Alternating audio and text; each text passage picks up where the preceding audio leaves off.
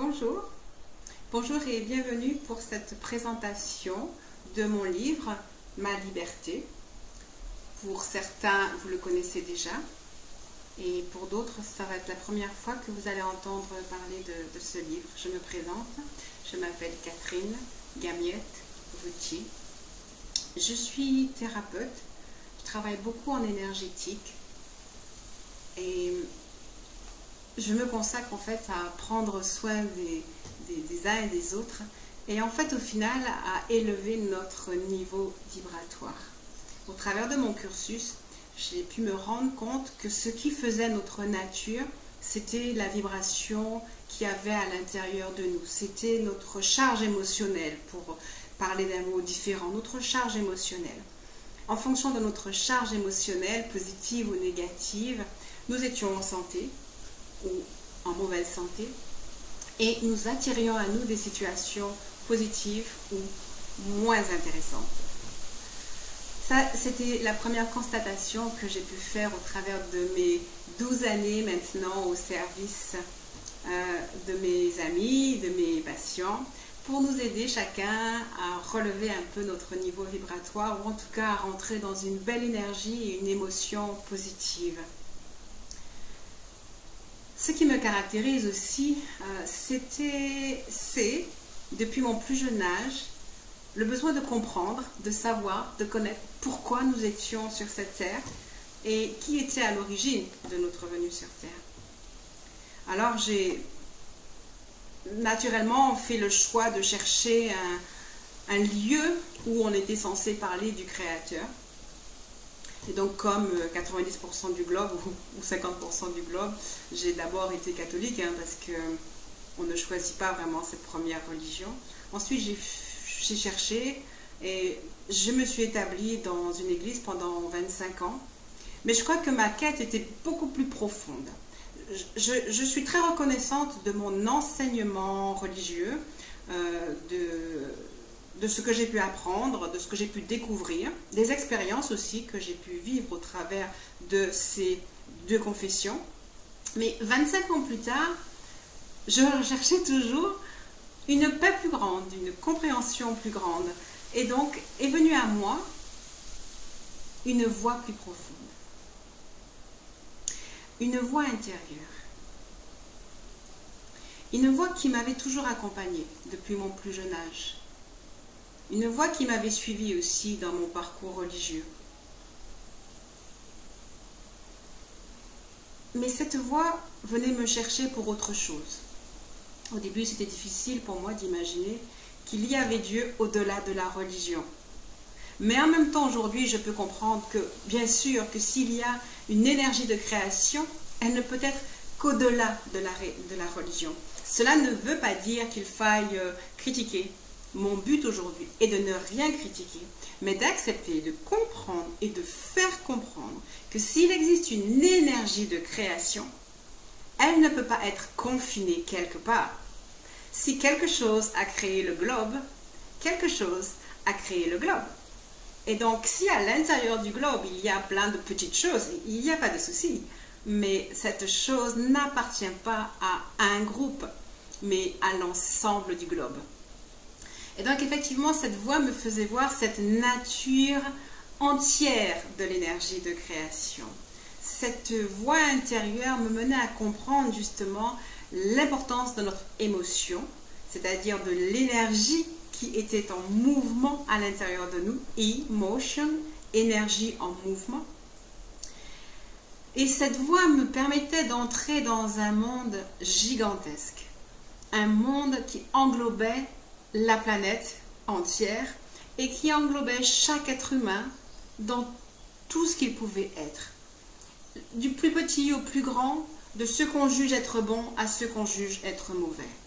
C'est très intéressant, vous savez, de pouvoir englober le monde, de regarder chacun comme étant son propre frère, sa propre sœur, quel que soit. Je ne veux nommer aucun groupuscule, quel que soit ce que quelqu'un a pu être, ce qu'il pense, ce qu'il croit, ce qu'il fait, quelle que soit l'émotion en fait ou la vibration qui se dégage de cette personne à un moment T, cette personne reste être une partie de nous, reste être un frère, une sœur, reste être un humain au même titre que nous.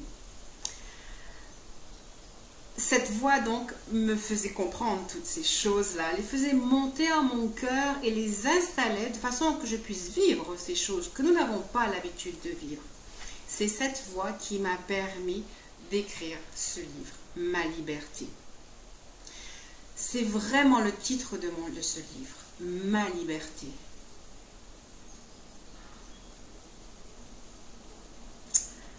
En grandissant dans l'amour, on devient libre. En comprenant ce que c'est que l'amour, on devient libre. Parce qu'en fait, les notions de « tu m'as fait mal et je t'en veux » n'existent plus. « Il est mauvais et je lui en veux » n'existe plus. Ou « je t'aime, ne t'en vas pas » ça non plus, ça n'existe plus. Quand on comprend ce qu'est l'amour, quand on intègre en nous l'amour, alors on acquiert vraiment la liberté. Ce livre m'a été donné, c'est-à-dire il m'a été donné d'écrire ce livre. Quand je l'écrivais, je ne le savais pas. En fait, mon être était à l'écoute et mon être voulait entendre.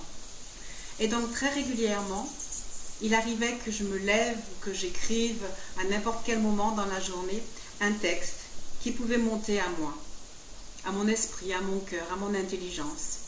Et pendant 3 ans, sans me douter que quelque chose était en train d'écrire un livre, pendant 3 ans, j'ai écrit les textes que je recevais. Je vais en partager un avec vous, c'est le 3e de mon livre. Ce texte dit ceci. Alors que nous ne sommes que lui, à savoir rien et infinitude à la fois, il nous a donné d'être une personnalité unique, amenée à se connaître en tant que lui. Chemin de tourmente et d'inquiétude pour aboutir à la paix et à la plénitude. Être rien et infinitude à la fois. Voilà un texte qui, quelque part, résume un peu ce que je viens de vous dire. Nous avons un chemin, pour la plupart, difficile, en tout cas avec des hauts et des bas. Et ce chemin a son importance. Il n'y a pas à le critiquer.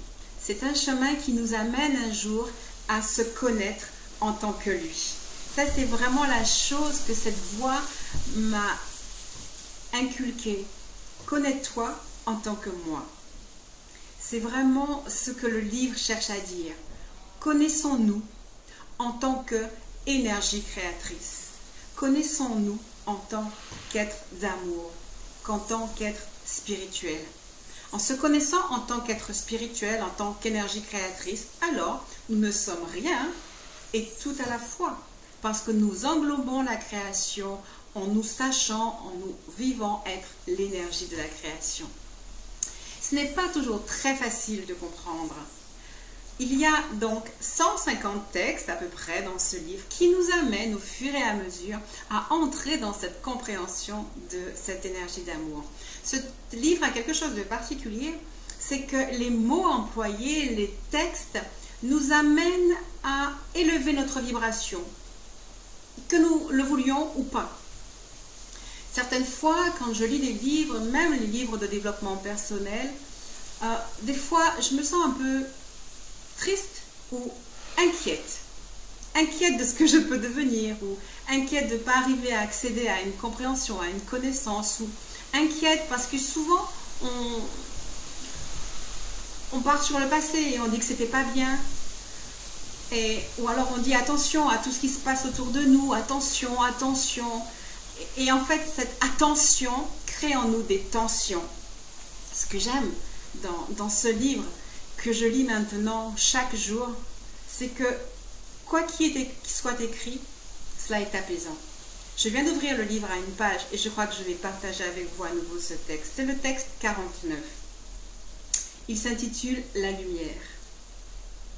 La lumière est devant moi, paisible. Je la fixe, sans jamais la quitter. Le sourire me conduit à m'ouvrir et à recevoir plus abondamment la parole silencieuse du Très-Haut. Je ne suis plus moi, je suis toi. Je suis ta lumière, ta sagesse. Je suis lumière et sagesse. La mort nécessaire est celle du petit moi. Ensuite vient la vie éternelle. Ce livre, effectivement, nous amène à nous connaître en tant que deux personnes. Une personne physique, un personnage physique et un personnage spirituel. Quand dans ce texte, il dit la mort nécessaire est celle du petit moi, le petit moi représente notre ego, nos peurs, nos craintes, le passé. Alors que notre moi spirituel est justement cette chose magnifique qui représente l'amour, l'amour en nos cœurs, l'amour que nous pouvons donner. Et en fait, ce livre nous amène quelque part à mourir à un passé, à mourir à nos tristesses, à mourir à nos peurs et à renaître dans quelque chose de bien plus inspirant, dans quelque chose qui nous détend, qui nous régénère et qui nous amène une stabilité, un équilibre et la santé. En fait, j'ai apprécié d'écrire ce livre parce que quand on est thérapeute, on veut bien sûr que tout le monde aille très très bien. Maintenant, après mes séances, quand les personnes sont réceptives, je leur dis « vous pouvez lire ce livre, ça va compléter les séances de thérapie que nous avons mis en place. » Et ça marche bien. Alors, je vais arrêter de parler moi de mon livre, moi de ce livre, car je n'ai pas l'impression que c'est mon livre, même si je l'ai écrit. Ma main l'a écrit. Et cette voix à l'intérieur de moi. Et je vais me permettre de partager avec vous des témoignages de ceux et celles qui ont eu l'occasion et l'opportunité de lire ce livre. Déjà, le témoignage d'une amie à moi qui est écrit au dos du livre.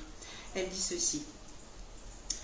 Un merveilleux guide inspiré pour éveiller votre plein potentiel et accéder ainsi à la liberté et à la maîtrise de votre vie.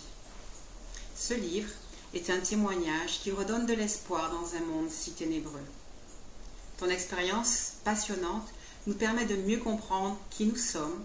Il suffit simplement d'adhérer aux outils simples et efficaces et accessibles proposés pour commencer une aventure surprenante mais tellement enrichissante, qui apporte le bonheur et la joie de découvrir que la vie est simple à vivre. C'est vrai qu'au-delà des textes, je propose mais vraiment des outils extrêmement simples qu'on aurait pu tous y penser, mais qui sont juste là proposés pour nous permettre de comprendre, d'adhérer et de grandir dans cette magnifique énergie. J'ai reçu aussi très récemment une lettre d'une lectrice et je vais la partager aussi avec vous. Je te remercie d'avoir bien voulu partager cette belle expérience. Nul doute que cet ouvrage ouvrira beaucoup de portes. Il est porteur d'amour et de foi en ces temps troublés. C'est un recentrage pour tous. Il va être, je pense, mon livre de chevet pendant un bon moment. C'est aussi mon livre de chevet, je dois l'avouer. Longue vie à cet ouvrage et bonne route à toi. Une autre personne que je ne connais pas non plus. Merci. Oui, je tenais à vous remercier pour cette œuvre que vous avez effectuée dans ce beau livre qui, je pense, m'aidera à me reconnecter avec l'univers. Aussi, je souhaiterais pouvoir vous rencontrer.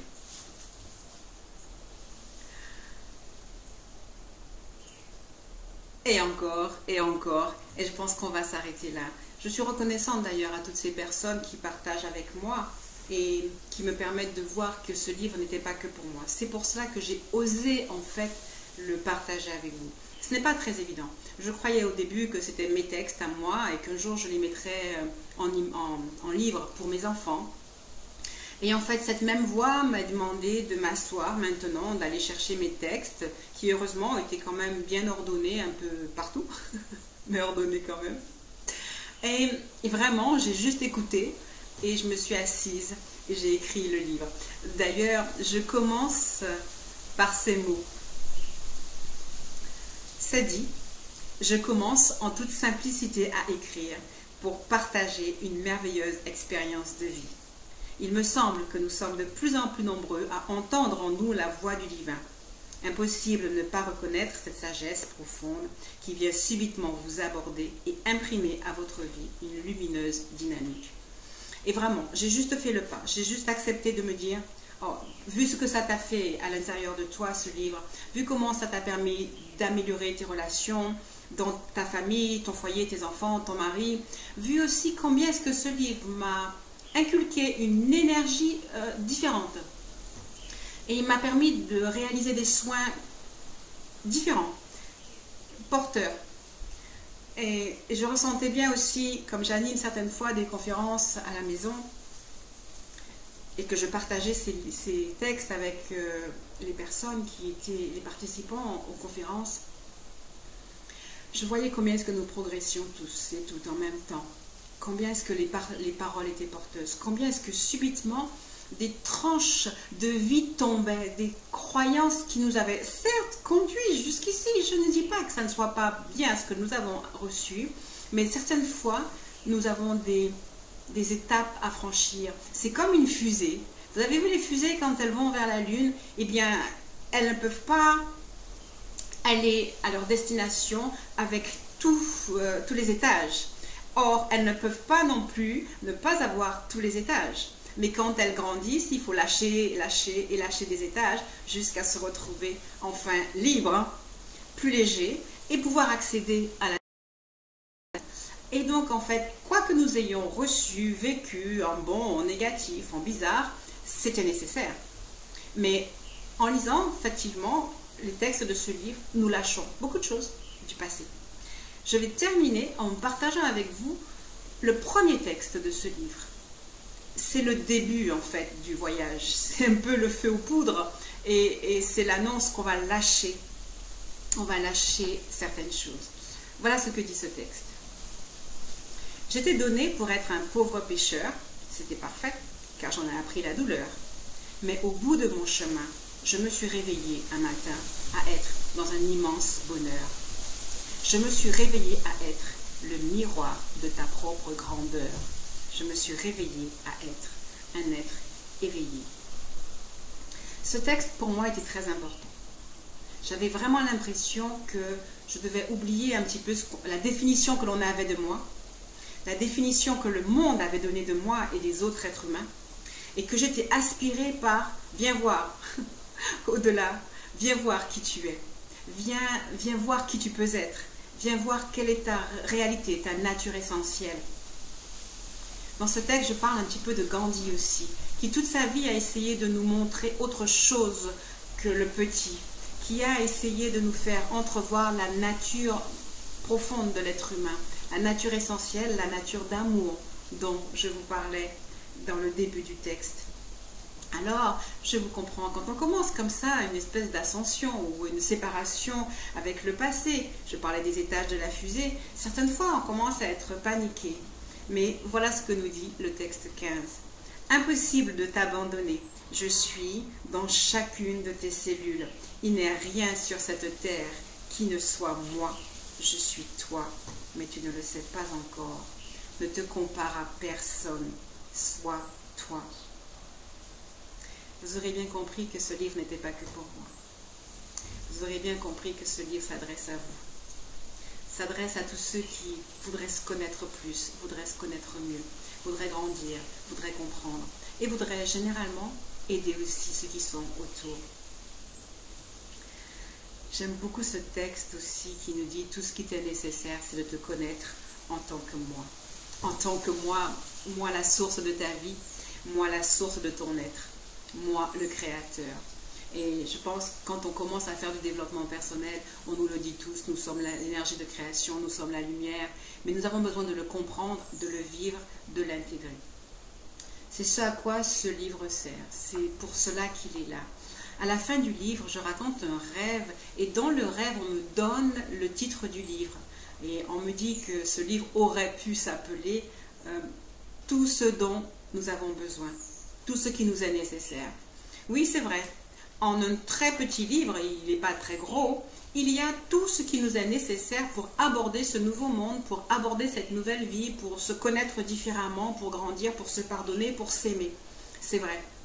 Mais au-delà de ce titre, tout ce qui nous est nécessaire, tout ce dont nous avons besoin, j'ai préféré garder mon titre, ma liberté. Notre liberté, vraiment. Cette capacité maintenant à être en pleine stature et à diriger sa vie, quelles que soient les difficultés. Dois-je me présenter plus? Je suis maman. Je suis maman de 6 garçons. Une longue vie. Mon aîné a 28 ans et mon dernier a 16 ans. Je suis aussi grand-mère d'une petite fille. Il est évident que tous les jours n'étaient peut-être pas très simples, mais tous les jours j'ai été soutenue. Et j'ai reçu suffisamment d'aide pour rester positive, joyeuse, malgré les difficultés certaines fois. Je suis reconnaissante aussi de cette voix qui m'a guidée et qui m'a permis d'aider mes enfants et de les amener aussi à la connaissance. Dans ce monde, des fois, c'est vrai, pas très facile à vivre. Voilà, c'est un petit peu cela que je voulais partager avec vous dans ce livre. En plus du livre, j'ai ressenti très récemment de créer cette chaîne Aime la vie. Et en fait, sur cette chaîne, nous pourrons partager. En m'envoyant votre adresse mail, vous aurez mes coordonnées sur le livre. Nous pourrons approfondir les enseignements de ce livre, les partager, comme quand je le fais lors des conférences. Beaucoup d'entre ceux qui ont lu ont eu le désir effectivement d'aller plus loin, de comprendre un peu plus, de trouver le sens de chaque texte. Cela fait 1 an maintenant que le livre est sorti, 1 an que je le lis tous les jours, 1 an qu'il me parle encore et encore. Beaucoup de personnes me disent aussi combien est-ce que ce livre les change, leur permet de changer d'attitude en fait dans leur vie, et combien est-ce que leur énergie change.